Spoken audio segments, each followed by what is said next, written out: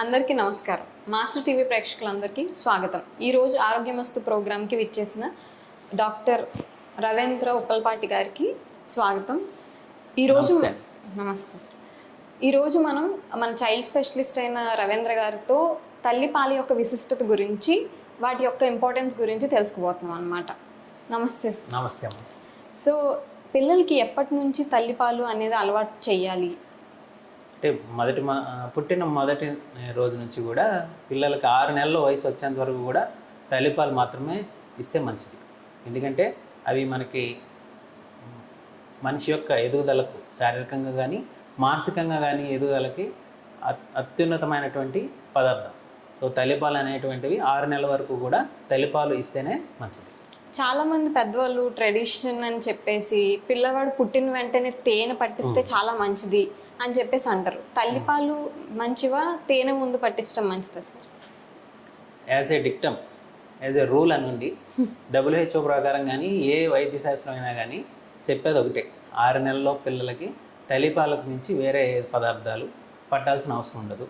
Except కొన్ని మందులు, అది కూడా multivitamin drops, D vitamin drops తప్పితే వేరే విధమైనటువంటి ఆహార పదార్థాలు కానీ, తేనె కానీ, గోరువెచ్చని నీళ్లు కానీ ఇవ్వకుండా ఉంటేనే మంచిది. మంచినీళ్ళు ఎప్పటి నుంచి పట్టించాలి సార్ పిల్లలకి? మంచినీళ్ళు అనేవి జనరల్గా 6 నెలల తర్వాత నుంచే స్టార్ట్ అవుతాయి.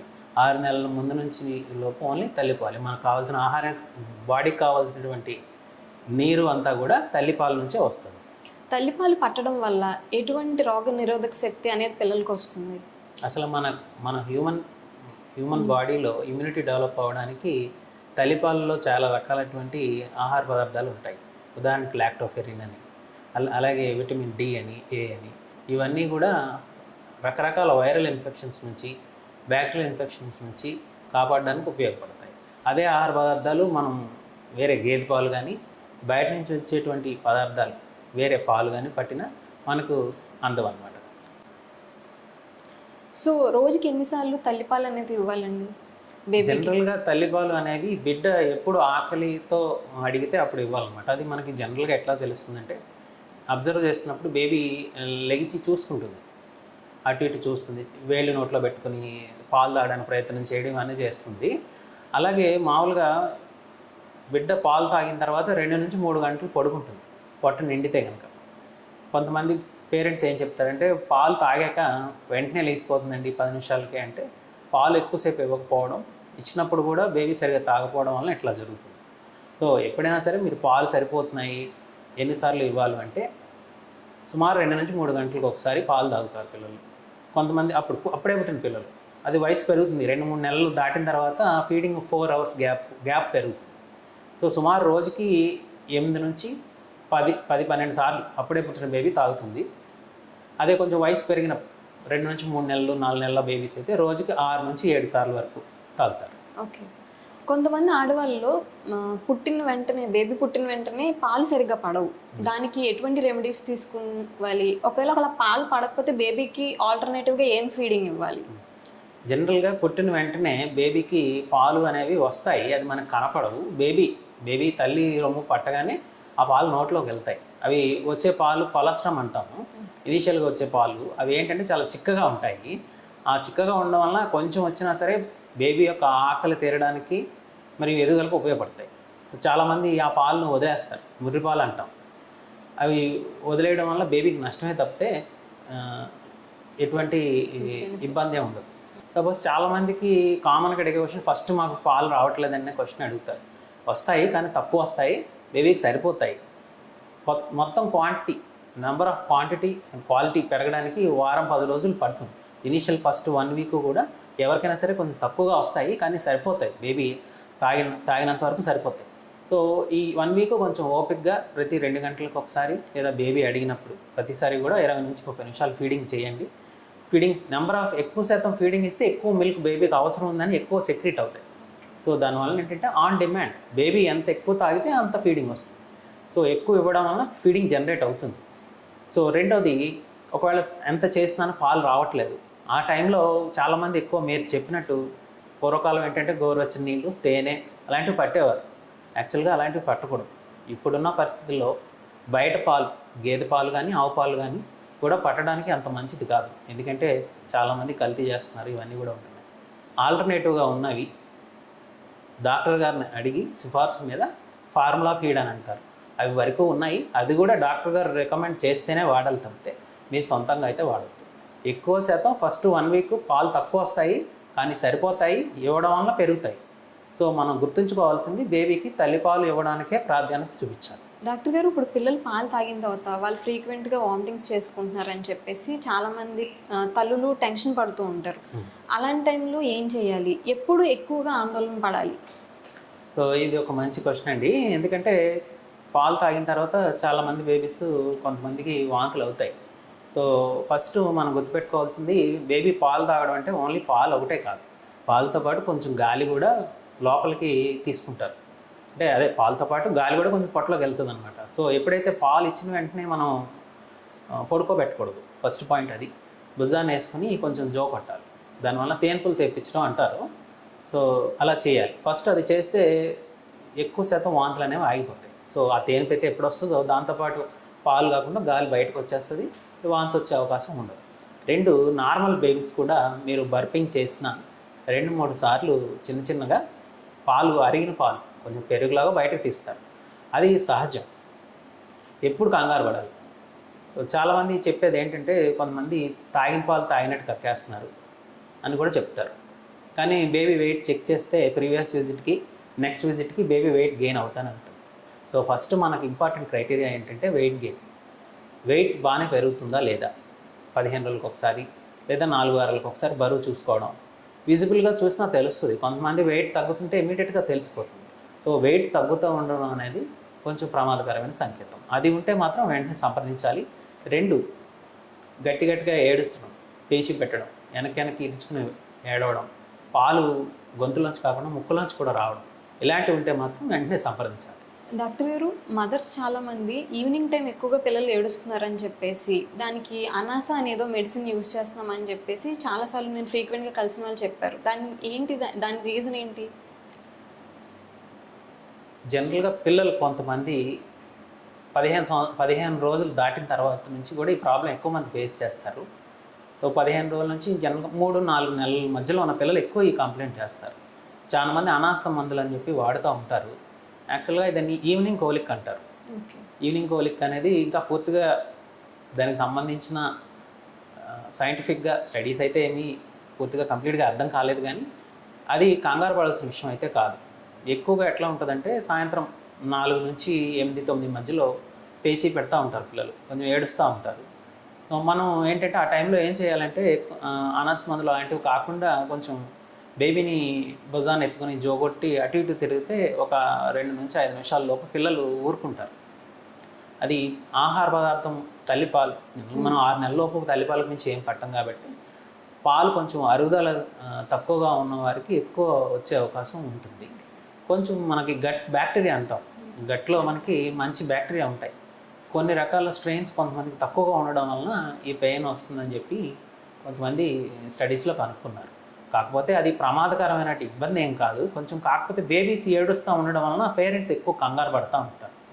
మెయిన్ గుర్తుపెట్టుకోవాల్సింది, వాళ్ళు బేబీని ఎత్తుకుని కొంచెం అటు ఇటు తిప్పగానే ఊరుకోవడం, పాలు కూడా ఇస్తే తాగడం చేస్తారు. కాకపోతే పాలు ఇచ్చినా తాగినా కొంతమందికి వాంతులు అయిపోతాయి.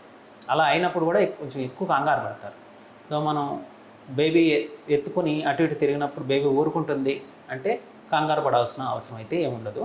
సో ఎప్పుడు మనం ఈ ప్రాబ్లమ్ని ఎప్పుడు మనం కొంచెం ఎక్కువగా సీరియస్గా తీసుకోవాలంటే కనుక, ఫస్ట్ మనం డిస్కస్ చేసుకున్నట్టు వాంతులు అయిపోవడం, ఎక్కువ పెద్ద వాంతులు అయిపోవడం, బరువు పెరగకపోవడం. 2, అరగంట గంట ఎత్తుకున్నా తిప్పినా పాలు ఇచ్చినా తాగకుండా గట్టిగా ఏడుస్తూ ఉండడం. బేబీ కలర్, మామూలుగా బేబీ పింక్ కలర్ గులాబీ రంగులో కానీ మామూలుగా ఉంటారు కదా, అలా కాకుండా నీలం కలర్లో మారడము, ఈ లక్షణాలు, లేదంటే కళ్ళు తేలేయడము, ఇలాంటివి చేసినప్పుడు మాత్రం కొంచెం లేట్ చేయకుండా వెంటనే సంప్రదించాలి. డాక్టర్ గారు, ఈ కోలిక్కి ఏమన్నా మెడిసిన్స్ ఉన్నాయా? ఏ మెడిసిన్స్ యూజ్ చేయాలి? కొన్ని మెడిసిన్స్ అయితే ఉన్నాయి. కోలిక్ అనేది కార్బోనేటివ్ మిక్సర్ అని దిల్ ఆయిల్ ఫెనిల్ కాంబినేషన్ అని వస్తుంది. అది వరకు వాడచ్చండి. దానివల్ల ఎటువంటి సైడ్ ఎఫెక్ట్స్ ఉండవు. ఎక్కువ శాతం ఈ మెడిసిన్స్తోనే రిలీఫ్ అవుతారు. ఈ ఎక్కువ అనాస మందులు అనే కాన్సెప్ట్ కూడా వాళ్ళు కూడా ఈ మందు పేరు చెప్పే వేరే వేరే మందులు కలిపి ఇచ్చేస్తారు అనమాట. సో మనం గుర్తుంచుపెట్టుకోవాల్సింది ఏంటంటే కోలిక్ నిమ్మదంగా తగ్గిపోతుంది, కంగారు పడాల్సిన విషయం లేదు. నాటు మందులు అని చెప్పి అనాస అరుకులు అవి అని చెప్పి వాడి ఆరోగ్యం అయితే పాడు చేసుకోవద్దు. డాక్టర్ గారు, ఇప్పుడు పిల్లలకి ఎప్పటి నుంచి ఆహారం, ఐ మీన్ సాలిడ్ ఫుడ్ ఎప్పటి నుంచి అలవాటు చేయాలి? పిల్లలకి ఫస్ట్ 6 నెలలు కూడా తల్లిపాలే ఇస్తాం. 6 నెలలు దాటిన తర్వాత నుంచి మనకి కామన్గా అందుబాటులో ఉండే ఆహార పదార్థం ఎక్కువ శాతం మన సౌత్ ఇండియన్స్, ఎస్పెషల్లీ మన ఆంధ్రప్రదేశ్లో మనం కామన్గా వాడే పదార్థం రైస్ తోటి స్టార్ట్ చేసుకోవచ్చు.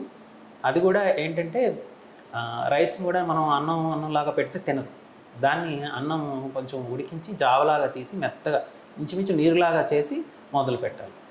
అలాగా నెమ్మదంగా రైస్ తర్వాత రాగి అట్లాగా ఇంట్రడ్యూస్ చేసుకోవాలి.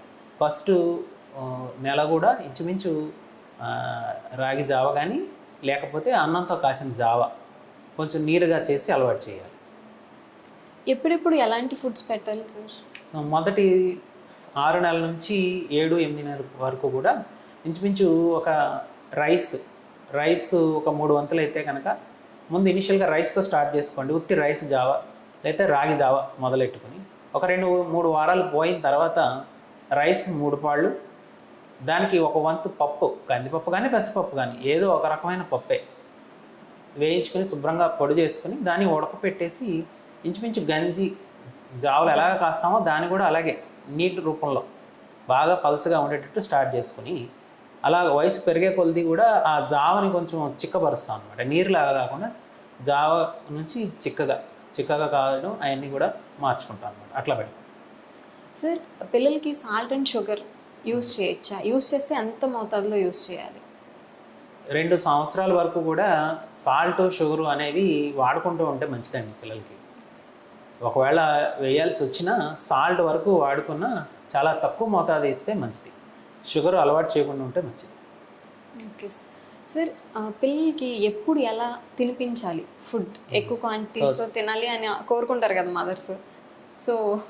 సో ఇది చాలా ఇంపార్టెంట్ క్వశ్చన్. చాలామంది పేరెంట్స్కి డైలమా కూడా పిల్లవాడు సరిగ్గా తినట్లేదని. సో అది కామన్ కంప్లైంట్. ఇనీషియల్గా ఉండదు. ఇనీషియల్గా 6th 7th 8th మంత్లో అంత ఇబ్బంది పెట్టరు. ఎప్పుడైతే పళ్ళు స్టార్ట్ అవుతాయో పళ్ళు స్టార్ట్ అయినప్పటి నుంచి వాళ్ళు తినడానికి కొంచెం అనాసక్తి చూపిస్తారు. పళ్ళు రావడం వల్ల కొంచెం దురదగా అనిపించడము, రెండోది పాకడము, పట్టుకుని నుంచోవడం రావడం అన్నీ వస్తాయి కదా 11-12 నెలలు. సో వాళ్ళు ఫుడ్ పెట్టినా వాళ్ళు తినకుండా అటు ఇటు పరిగెట్టడానికి చూస్తారు. సో మనం ముందు నుంచి ఎట్లా అలవాటు చేయాలంటే బేబీ ఎప్పుడైతే కూర్చోవడం మొదలెట్టారో ఒక కుర్చీలో కూర్చుని ఒక దగ్గర ఫుడ్ పెట్టడం అనేది అలవాటు చేయడం నేర్పించాలి. లేదా మనం ఎప్పుడైతే మనం డైనింగ్ టేబుల్ మీద ఎక్కడ భోజనం చేస్తామో బేబీ కూడా అక్కడే ఫుడ్ తినిపించడము, లేదు అంటే కనుక మనం భోజనం ఎక్కడ ఏ టైంలో చేస్తామో మనతో పాటు కూర్చుని పెట్టడము చేస్తే ఒక దగ్గర కూర్చుని తినడం అనేది అలవాటు అవుతుంది. 2, మొబైల్ కానీ టీవీ కానీ చూపించొద్దు. 3, వాళ్ళు ఎప్పుడైతే పాకడమో నడవడం అలవాటు అవుతాయో వాళ్ళు నడవడం ఆయన చేస్తారో మనం ఫుడ్ పెట్టినా వాళ్ళు పరిగెట్టేస్తారు. సో చెప్పాను కదా పళ్ళు రావడం వల్ల కొంచెం దురదలు అవి రావడం వల్ల సో ఫుడ్ని అవాయిడ్ చేయడానికి ట్రై చేస్తారు. మనం ఎప్పుడైతే మొదటి నుంచి కూడా ఒక దగ్గర కూర్చోబెట్టి ఫుడ్ టైమింగ్స్ అలవాటు చేయడము, ఫుడ్ అంటే ఒక దగ్గర కూర్చుని తినాలి అని చెప్పి అలవాటు చేయడం వలన కొంతవరకు ఇది తగ్గుతుంది. ఇలా పరిగెట్టేయడము, ఫుడ్ని అవాయిడ్ చేయడం తగ్గుతుంది. రెండోది మనం ఎక్కువ శాతం మనం వాళ్ళకి అటెన్షన్ టైం స్పెండ్ చేసేది ఫుడ్ పెట్టేటప్పుడే మదర్ కానీ కేర్ గివర్ కానీ నాన్నమ్మ కానీ తాతయ్య కానీ ఆ టైంలోనే స్పెండ్ చేస్తారు వాళ్ళతోటి. సో వాళ్ళకి ఏంటంటే నాతో ఎక్కువ టైం స్పెండ్ చేస్తున్నారు భోజనం పెట్టేటప్పుడు, సో నేను కొంచెం ఎక్కువసేపు వాళ్ళతో ఆడుకోవచ్చు అనేటువంటి ఉద్దేశం వాళ్ళలో డెవలప్ అవుతుంది అన్నమాట. సో అలాంటివి లేకుండా భోజనం అంటే భోజనం టైంలో పర్టికులర్గా ఒక దగ్గర కూర్చొని తినాలి అనేది మొదటి నుంచి అలవాటు చేస్తే కొంతవరకు ఇబ్బంది తగ్గుతుంది. కొంతమంది ఎన్ని చేసినా తినరు. సో మనం అప్పుడు కూడా గమనించుకోవాల్సింది ఏంటంటే ఫోర్స్డ్ ఫీడింగ్ చేయకూడదు. తినట్లేదు కదా అని చెప్పి పడుకోబెట్టేసి గొంతులో పాలు పోసేయడం, లేకపోతే బలవంతంగా జావ పట్టేయడం, అలా చేసినా వాళ్ళు వాంతి చేసుకుంటారు. రెండోది ఆహార పదార్థం ఇష్టపడడం మానేస్తారు. అందువలన నష్టం తప్పితే లాభం లేదు. సో ఇలా సింపుల్గా ట్రై చేయడము. ఒకవేళ తీసుకోవట్లేదు ఆహారం తీసుకోవట్లేదు అన్నప్పుడు కొంతవరకు మల్టీవిటమిన్ డ్రాప్స్ అవి సప్లిమెంట్ వేసుకుంటే ఆకలి అది పెరుగుతుంది. సార్ జనరల్గా పిల్లలకి స్క్రీన్ టైం అంటే మొబైల్స్ కానీ టీవీస్ కానీ చూస్తున్నప్పుడు మనం ఎంత ఫీడ్ చేస్తే అంత వాళ్ళు తినేస్తారు. మనం ఎప్పుడైతే స్క్రీన్ని రిమూవ్ చేస్తున్నామో అప్పుడు పిల్లలు తినడానికి మారం చేస్తున్నారు. స్క్రీన్ టైం అనేది ఎంతవరకు వాళ్ళ సైకలాజికల్ మెంటాలిటీ మీద ఎఫెక్ట్ చేస్తుంది? స్క్రీన్ అనేది రికమెండెడ్ మామూలుగా అయితే, పర్టికులర్గా పిల్లల్లో ఇంత టైం అని చెప్పి లేదు. అది స్క్రీన్ మొబైల్స్ రావడము టీవీలు రావడం ఈ మధ్యనే ఉంది కాబట్టి ఎక్కువ శాతం దానివలన నెగిటివ్ ఇంపాక్టే ఉంది. వాళ్ళ మానసిక ఎదుగుదల కానీ, రెండు సోషల్ కమ్యూనికేషన్ కానీ, వేరే పిల్లలతో ఆడడం కానీ మాట్లాడడం కానీ అవి చాలా డిలే అవుతున్నాయి. అదేవిధంగా ఆటిజం అంటాం అన్నమాట. అంటే వాళ్ళు చెప్పింది సరిగా అర్థం చేసుకోలేకపోవడము, చెప్పిన పనిని చెప్పినట్టు చేయలేకపోవడము, వేరే వాళ్ళతో వైలెంట్గా బిహేవ్ చేయడం, వీడియోస్లో అవి చూసినట్టు అవన్నీ కూడా చాలా ఎఫెక్ట్స్ ఉన్నాయి. సో ప్రిఫరబ్లీ స్క్రీన్ టైం చాలా తగ్గించడం బెటరు. ఐడియల్గా అయితే కనుక లెస్ దెన్ 1 year స్క్రీన్స్ చూపించడం మంచిది కాదు. ఒకవేళ స్క్రీన్స్ చూపించినా అడల్ట్స్ పేరెంట్స్ పర్యవేక్షణలో లిమిటెడ్గా 15 minutes లోపే. కొంచెం పెద్ద పిల్లల్లో అయితే కనుక ఒక మూవీ టైం ఫ్యామిలీతో కూర్చుని మూవీ చూసేంత 2 hours మ్యాక్సిమం, అంతకుమించి ఉండకుంటే మంచిది. వాళ్ళు రిక్రియేషన్ కోసం వేరే విధంగా ఆటలు వేరే పిల్లలతో ఆడడం కానీ, స్పోర్ట్స్ యాక్టివిటీస్ కానీ, లేకపోతే స్టోరీస్ ఇమాజినేటివ్గా వాళ్ళకి ఎక్స్ప్లెయిన్ చేయడం కానీ అట్లాగా చేయించడం వలన మానసిక ఎదుగుదల బాగుంటుంది, పిల్లల కమ్యూనికేషన్ స్కిల్స్ కూడా పెరుగుతాయి. సార్ ఒక్కొక్కసారి పిల్లల్లో పట్టిన పాలు అనేది డైజెస్ట్ అవ్వక వాళ్ళకైతే డయేరియా అనేది రావడం, అది బాగా వాటరీగా ఉండడం, దానివల్ల పేరెంట్స్ ప్యానిక్ అవ్వడం జరుగుతూ ఉంటుంది. అది ఎందువల్ల జరుగుతుంది? దానికి ఏమైనా రెమెడీస్ ఉన్నాయా? సో డయేరియా అంటే మన ఉద్దేశంలో నీళ్ళ విరోచనాలు డయేరియా అంటాము. సో నీళ్ళ విరోచనాలు అంటే మనం ఏ ఫుడ్ పెట్టినా వాటర్ లాగా మోషన్ లాగా అయిపోతుంది. సో మెయిన్ ప్రపంచవ్యాప్తంగా కూడా అత్యంత ప్రమాదకరమైనటువంటి ఇబ్బంది డయేరియానే. సో అది ట్రీట్మెంట్ కూడా సింపుల్ అయినా కానీ చాలామంది ప్రాణాలు పోతాయి. ఎందు గురించి అంటే సరిగ్గా అవగాహన లేక. సో ముందు డైరియా స్టార్ట్ చేయడం వెంటనే పాలు కానీ ఫుడ్ కానీ ఆపేస్తారండి, అన్నీ ఆపేసి ఏమి పెట్టరు. సో ఎప్పుడు డైరియా అంటే బాడీలో ఉన్న వాటర్ మొత్తం మోషన్ రూపంలో వచ్చేస్తున్నారు. చిన్నపిల్లల్లో అత్యధికంగా బాడీలో బరువు ఎక్కువ శాతం నీరే ఉంటుంది. సో ఎప్పుడైతే నీరు తగ్గిపోవడం స్టార్ట్ అవుతుందో బ్లడ్లో ఉన్నటువంటి నీరు శాతం తగ్గిపోవడంతో బీపీ తగ్గిపోవడం, మనకి అవయవాలకు సరిపడినటువంటి ఆక్సిజన్ కానీ సప్లై కాకపోవడం జరుగుతుంది. So first important point, diarrhoea వచ్చిన వెంటనే కంగారు పడకూడదు. 1 అయినా 2 అయినా 3 అయినా ముందు అన్నిటికన్నా ఇంపార్టెంట్ ఓఆర్ఎస్. చాలామంది పేరెంట్స్ వస్తారు, డయేరియా అవుతుందండి మా బేబీకి యాంటీబయాటిక్ వేసామండి, ఓఆర్ఎస్ పట్టామా అని అడుగుతాం. ఒక్కళ్ళు కూడా ఓఆర్ఎస్ పట్టామని చెప్పారు. ఫస్ట్ మనం గుర్తుపెట్టుకోవాల్సింది అన్నిటికన్నా ముందు ఓఆర్ఎస్ ద్రావణం చిన్న ప్యాకెట్లు వస్తాయి. అవి ఏంటంటే నేను కాచలచ్చి నీళ్ళలో కలిపి స్పూన్ తోటి ఎంత వీలైతే బేబీ ఎంత వీలైతే తాగుతుందో అంత మోతాదులో పట్టుకుని డాక్టర్ని సంప్రదించే లోపు స్టార్ట్ చేసుకోవడం. కొంతమంది దూరంగా ఉంటారు, టైం కుదరదు, వచ్చేలోపు ఓఆర్ఎస్ స్టార్ట్ చేయడం వలన చాలామంది ప్రాణాలు నిలబడతాయి. యాక్చువల్గా మేము చదువుకునేటప్పటికి ఇప్పటికీ డయేరియా డెత్స్ చాలా తగ్గిపోయినాయి, ఎందుకంటే అవేర్నెస్ పెరిగింది. శానిటైజేషన్, చుట్టూ ఉండే పరిసర ప్రాంతాల యొక్క మెరుగుదల అదొకటి. రాగానే ఓఆర్ఎస్ అనే ద్రావణం అన్ని చోట్ల అందుబాటులో ఉండడం వల్ల, ప్రైమరీ హెల్త్ సెంటర్లో కూడా అందుబాటులో ఉండడం వల్ల అది ఇంచుమించు IV ఫ్లూయిడ్తో సమానం. ఓఆర్ఎస్ అనేది సెలైన్ ఎంత బాగా పనిచేస్తుందో ఓఆర్ఎస్ కూడా అంతే విధంగా పనిచేస్తుంది. గుర్తుపెట్టుకోవాల్సింది ఏంటంటే మోషన్ ఓఆర్ఎస్ పెట్టినా తగ్గదు. మోషన్ ఎక్కువ శాతం వైరల్ కాజెస్, పిల్లల్లో వైరల్ కాజెస్ వలన రోటా వైరస్, RSV వైరస్, అలాగా చాలా ఇంట్రో వైరస్, చాలా వైరస్లు వస్తాయి. వైరస్లకు మందులు లేవు, సిమ్టమాటిక్ మేనేజ్మెంట్. బాడీలో వాటర్ తగ్గిపోతుంది, వాటర్ మనం ఇవ్వాలి. ఎట్లా ఇవ్వాలి? నోటి ద్వారా ఇవ్వాలి. నోటి ద్వారా తీసుకోవట్లేదు, ఒకసారి నోటి ద్వారా ఇచ్చినా ఒకసారి పెద్దగా మోషన్స్ అవుతాయి. ఆ టైంలో IV fluids. So simple principal, motion అవుతుంటే ఓఆర్ఎస్ కంపల్సరీగా పట్టాలి. దాంతోపాటు జింక్ అని, ప్రోబయోటిక్స్ అని ఉంటాయి. అన్నిటికన్నా ఇంపార్టెంట్ అనేది ఓఆర్ఎస్. సో నెమ్మదిగా ఆ ఏజ్ ఒక 2nd డేకో 3rd డేకో 4th డేకో మోషన్ అయ్యే క్వాంటిటీ తగ్గుతుంది, బేబీ ఆటోమేటిక్గా రికవర్ అవుతుంది. ముందు బేబీ డిహైడ్రేట్ కాకుండా ఓఆర్ఎస్ అనేది మన ద్రావణం మోతాదు వయసును బట్టి బరువును బట్టి ఉంటుంది. నెంబర్ ఆఫ్ మోషన్స్ అయిన దాన్ని బట్టి ఓఆర్ఎస్ ఎంత తాగితే అంత వీలున్నంత వరకు పట్టించడం అనేది శ్రేయస్కరం. సార్ సెకండ్ కేసులో పిల్లలకి కొంతమంది కాన్స్టిపేషన్ చేస్తుంది రివర్స్లో, డయేరియాకి రివర్స్లో ఇట్స్ కాన్స్టిపేషన్ అంటే మలబద్ధకం ఉంటుంది కదా. సో దానికి ఏంటి సార్ ప్రాబ్లం, అంటే ఎందుకు అలా వస్తుంది, దానికి ఏంటి రెమెడీస్? కాన్స్టిపేషన్ అంటే మోషన్ గట్టిగా రాళ్ళలాగా వెళ్ళడం, లేదంటే 4 రోజులకి 5 రోజులకి అట్లా వెళ్ళడం. సో వెళ్ళేటప్పుడు బాగా బిగబట్టేయడము, దానికి నొప్పి రావడం వలన వెళ్ళడం కూడా ఇబ్బంది పడడం, ఇవన్నీ చాలామంది కంప్లైంట్స్ ఉంటాయి.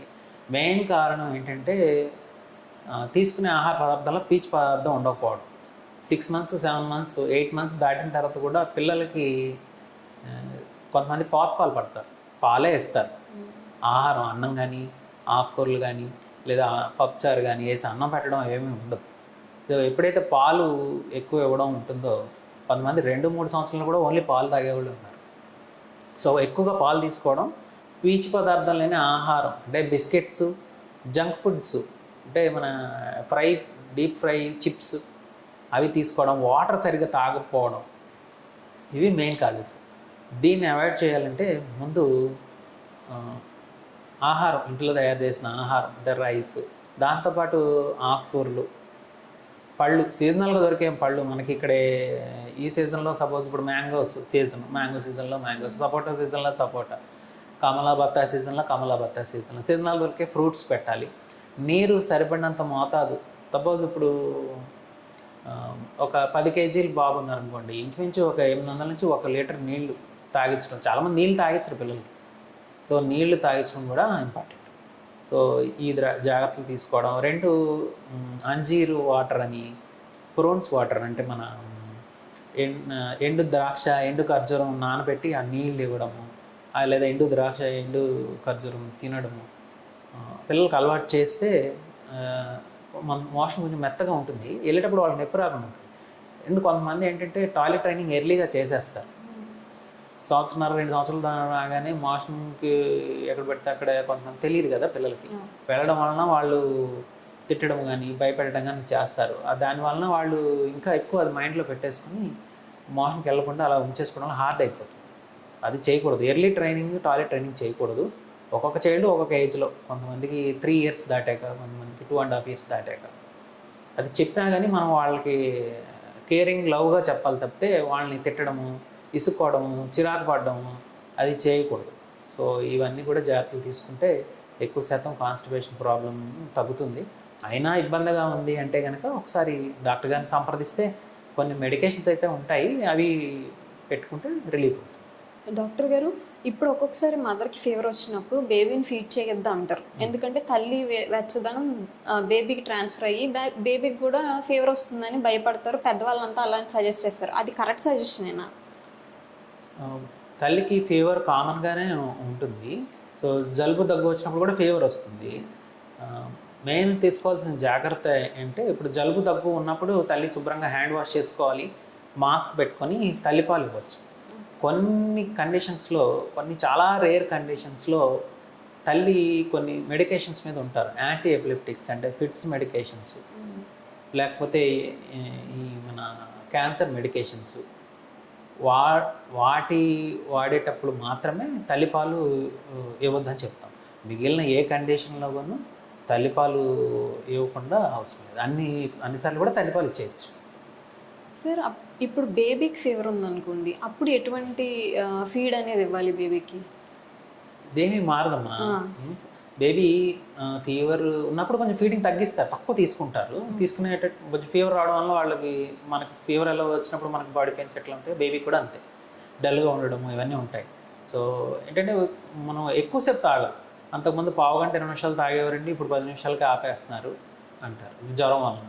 కొంతమందికి జలుబు చేస్తుంది, జలుబు చేసి జ్వరం వస్తుంది, ముక్కులు పట్టేసినప్పుడు తగిన పాలు తాగలేరు, గాలి ముక్కుల్లోనే పీల్చుకోగలరు వాళ్ళు.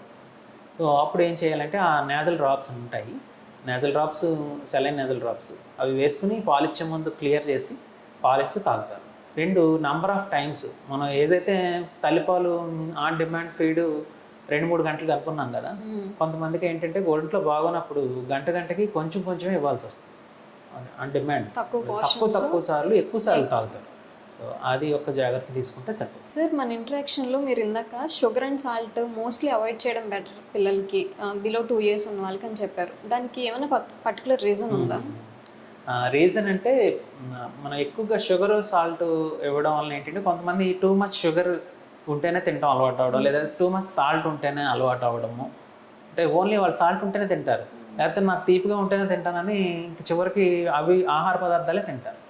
అదే అవాయిడ్ చేయడానికి అన్నీ మనం ఇంట్లో వండుకున్న ఆహార పదార్థాన్ని అలవాటు అవ్వడానికి కూడా ఇది ఉపయోగపడుతుంది. 2 స్టడీస్లో కూడా early introduction of sugar and salt వలన ఊబకాయం అంటే ఒబెసిటీ వచ్చే అవకాశం ఎక్కువ ఉంది అని చెప్పి స్టడీస్ ఉన్నాయి. అందువలన 2 సంవత్సరాల వరకు కూడా చాలా తక్కువ షుగరు కుదిరితే ఆపేయడం, లేదా తక్కువ సాల్ట్ ఇచ్చి వాడుకోవచ్చు. సార్ ఇప్పుడు చిన్నపిల్లల్లో చాలా మందికి గట్ పారాసైట్స్ ఎక్కువగా ఎఫెక్ట్ అవుతూ ఉంటారు పిల్లలు, లైక్ పిన్ వామ్స్, నుల్లి పురుగులు లాంటివి. లైక్ వాటి వల్ల వాళ్ళు చాలా వీక్ అయిపోవడం, బ్లడ్ ఎనిమిక్గా తయారవుతారు పిల్లలు. సో దానికి ఏంటి సార్ రీజన్స్ ఏంటి? ఎందుకు పిల్లల్ని ఎక్కువ ఎఫెక్ట్ అవుతారు? పిల్లలు ఎందుకు ఎక్కువ ఎఫెక్ట్ అవుతారు? దానికి ఏమైనా రెమెడీస్ ఉన్నాయా? ఎక్కువ ఈ నులి పురుగుల సమస్య అనేది ప్రీ స్కూల్ చిల్డ్రన్లో ఎక్కువ కామన్గా ఉంటుంది. ఎందుకంటే వాళ్ళు దగ్గర కూర్చోవడము, ఒకళ్ళ చేతిలో ఒకళ్ళు పట్టుకోవడము అవన్నీ చేస్తారు. ఈ బేసిక్గా ఇది ట్రాన్స్మిషన్ అంటే ఒకళ్ళ నుంచి ఒకరికి ఆల్రెడీ ఎవరికైనా ఉంటే పొట్టలో ఉంటే కనుక ఆ ఇన్ఫెక్షన్ వాళ్ళకి స్ప్రెడ్ అవుతుంది. అన్హైజీనిక్ ప్రాక్టీసెస్ అంటాం, అంటే మోషన్కి వెళ్ళిన తర్వాత సరిగ్గా చేయి కడుక్కోకపోవడం, అలా వచ్చేసి వేరే పిల్లలతో ఆడడము. నైట్ టైం దురద వస్తుంది అనమాట, పెరియానల్గా దురద వస్తుంది, ఆ పిల్లలు గోక్కుంటూ ఉంటారు.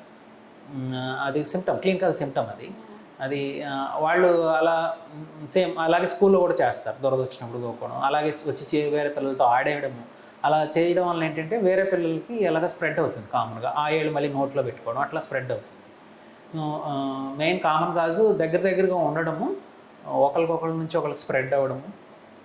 ఈ కామన్గా ప్రీ స్కూల్ చిల్డ్రన్లో చేస్తాం. కొంచెం పెద్ద పిల్లల్లో ఈ కాన్సెప్ట్ ఉండదు కదా, దూరంగానే కూర్చుంటారు, ఇవన్నీ చేయరు. కాబట్టి 5 to 6 years పిల్లల్లోనే కామన్గా ఉంటుంది, ఈజీగా స్ప్రెడ్ అవుతుంది. సో దానివల్ల ఏంటంటే అవి లోపల ఎప్పుడైతే గట్లోకి అంటే పొట్టలోకి వెళ్తాయో అవి ఇంటెస్టైన్కి అతుక్కుని బ్లడ్ తీసుకుని పెరుగుతూ ఉంటాయి, బాడీలో ఉన్న బ్లడ్ని సక్ చేస్తూ ఉంటాయి, సక్ చేసి వాటి సంతానోత్పత్తి చేసుకుంటూ ఉంటాయి. సో దానివల్ల బాగా పిల్లలు వీక్ అవుతారు.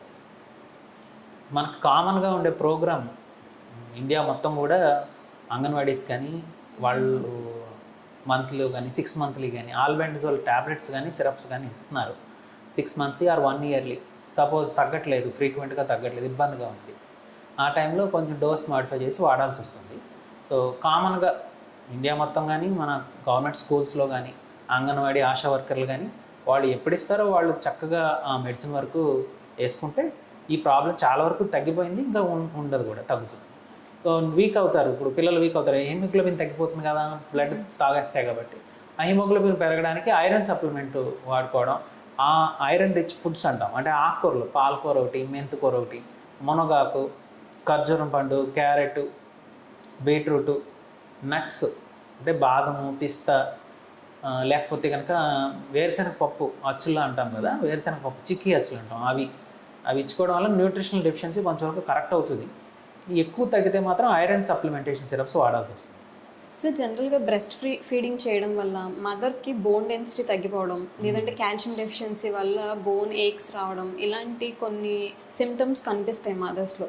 సో అలాంటప్పుడు ఫీడింగ్ మదర్స్ ఎటువంటి ఫుడ్ సప్లిమెంట్స్ తీసుకోవాలి, ఎటువంటి రెమెడీస్ తీసుకుంటే ఈ బోన్ డెన్సిటీ తగ్గకుండా చూసుకోవచ్చు సార్? ఒకటి, తల్లి బిడ్డకు పాలు ఇవ్వడం వలన బాడీలో కాల్షియం తగ్గడము, ఎముకలు వీక్ అవ్వడం అనేది అయితే జరగదు.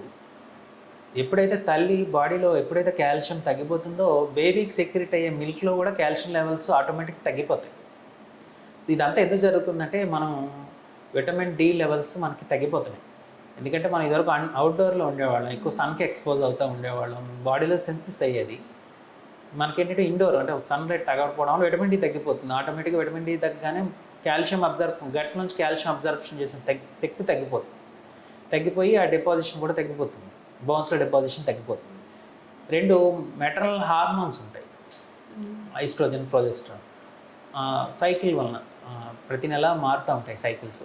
ఆ సైకిల్ వల్ల కూడా కొంచెం బోన్ డెన్సిటీ తగ్గుతుంది. సో దానివలన మదర్ కాల్షియం తక్కువ అవుతుంది తప్పితే ఫీడింగ్ ఇవ్వడం వలన మదరు కాల్షియం తగ్గడం, వీక్ అవ్వడం ఉండదు. మదర్ కాల్షియం తక్కువ ఉంటే బేబీ కూడా కాల్షియం తక్కువ వెళ్తుంది అంతే. సో దీన్ని ఎలా నివారించుకోవచ్చు అంటే పాలు అలవాటు ఉంటే పాలు తాగవచ్చు. డైలీ 100 ml to 200 ml పెరుగు పదార్థాలు తీసుకోవచ్చు. కొంతమందికి ఇవి తీసుకున్న అబ్జార్ప్షన్ ఉండదు. ఆ టైంలో vitamin D supplements, 2 calcium supplements కూడా వాడాల్సి వస్తుంది. ఈ యాంటీనాటల్ పీరియడ్లోనే అంటే ఇప్పుడు సపోజ్ గర్భం ధరించినప్పటి నుంచి కూడా ఈ సప్లిమెంట్స్ అన్నీ గైనకాలజిస్టులు వాళ్ళు చూసుకుని బ్లడ్ టెస్ట్లను బట్టి ఆల్రెడీ సప్లిమెంట్ చేస్తూ ఉంటారు. డెలివరీ అయిన తర్వాత కూడా అవసరాన్ని బట్టి కంటిన్యూ చేపిస్తారు. ఆహార పదార్థంగా మనం చూసుకోవాల్సింది పాలు కానీ పెరుగు కానీ అలవాటు ఉంటే అవి పుష్కలంగా తీసుకోవచ్చు. సార్, పాలిచ్చే తల్లులు ఈ ఫుడ్ తినకూడదు, ఆ ఫుడ్ తినకూడదు అని చాలా రిస్ట్రిక్షన్స్ ఉంటాయి. సో మెడికల్గా అట్లాంటి రిస్ట్రిక్షన్స్ ఏమైనా ఉన్నాయా? ఏ ఫుడ్ మెటీరియల్స్ అవాయిడ్ చేయాలి? తల్లి ఇంచుమించు అన్ని ఆహార పదార్థాలు తినొచ్చండి. కాకపోతే ఎక్కువ పులుపుగా ఉండే పదార్థాలు కానీ మసాలా కారం ఉండే పదార్థాలు అవాయిడ్ చేసుకుంటే మంచిది. ఎందుకంటే వాటి వలన గ్యాస్ట్రైటిస్ ప్రాబ్లం రావచ్చు. ఆల్రెడీ డెలివరీ అయిన తర్వాత స్ట్రెస్లో ఉంటారు మదరు. దానివల్ల ఈ ఎక్కువ కారాలు మసాలాలు తినడం వలన స్ట్రెస్, పులుపు అంటే చింతపండు పులుపు వాళ్ళని అది తీసుకోవడం వల్ల గ్యాస్ట్రైటిస్ పెరిగి కావాల్సినటువంటి ఆహారం తినలేకపోవచ్చు. సరిపడినంత ఆహారం ఆవిడ తీసుకోలేకపోతారు. దానివల్ల బేబీకి కూడా మదరు సరిగ్గా ఫీడింగ్ తీసుకోకపోతే బేబీకి కూడా సరైన పాలు రావు. ఇప్పుడు శుభ్రంగా అన్నీ పుష్కలంగా బాడీలో ఉంటే కదా పాలు మంచిగా అన్ని కాల్షియం, మినరల్స్ అన్నీ సెక్రెట్ అవుతాయి. బాడీలోనే లేకపోతే ఎక్కడి నుంచి వస్తాయి? సో మదర్ కూడా అన్ని ఆహార పదార్థాలు తప్పకుండా తీసుకోవాలి. కాకపోతే ఒకవేళ మీకు అనుమానం ఉన్నప్పుడు తక్కువ తీసుకుని ప్రయత్నం చేయండి. కొంచెమే తినండి. తీసుకుని బాగానే ఉంది, బేబీకి బాగానే ఉంది, పడుతుంది, ఇబ్బంది పడట్లేదు అనుకుంటే కనుక కొంచెం ఎక్కువ మోతాదు తీసుకొని చూడండి. అన్నీ రెస్ట్రిక్ట్ చేయాల్సిన అవసరం ఉండదు. ఎక్కువ పుల్లుగా ఉండేవి, కారం మసాలాలు తీసుకోకుండా ఉంటే మంచిది. ఆకుకూరలు కూడా తీసుకోవచ్చు. అన్ని ఆకుకూరలు కూడా తీసుకోవడం వలన బేబీకి సమతులైనటువంటి న్యూట్రిషన్ అందుతుంది. Thank you so much sir. మీరు చాలా ఇంపార్టెంట్ ఇన్ఫర్మేషన్ ఇచ్చారు. మా వ్యూవర్స్లో ఉన్న ఫీడింగ్ మదర్స్కి ఇన్ఫర్మేషన్ చాలా యూస్ఫుల్ అవుతుందని నేను అనుకుంటున్నాను. చూసారు కదండి, ఈ వారం పిల్లలు వాళ్ళ ఫీడింగ్ అండ్ దానికి కావాల్సిన రెమెడీస్ గురించి సార్ దగ్గర నుంచి చాలా ఇన్ఫర్మేషన్ తీసుకున్నాము. నెక్స్ట్ వీక్ ఇంకొక న్యూ టాపిక్తో సార్ని మళ్ళీ కలుద్దాం. Thank you so much. Thank you.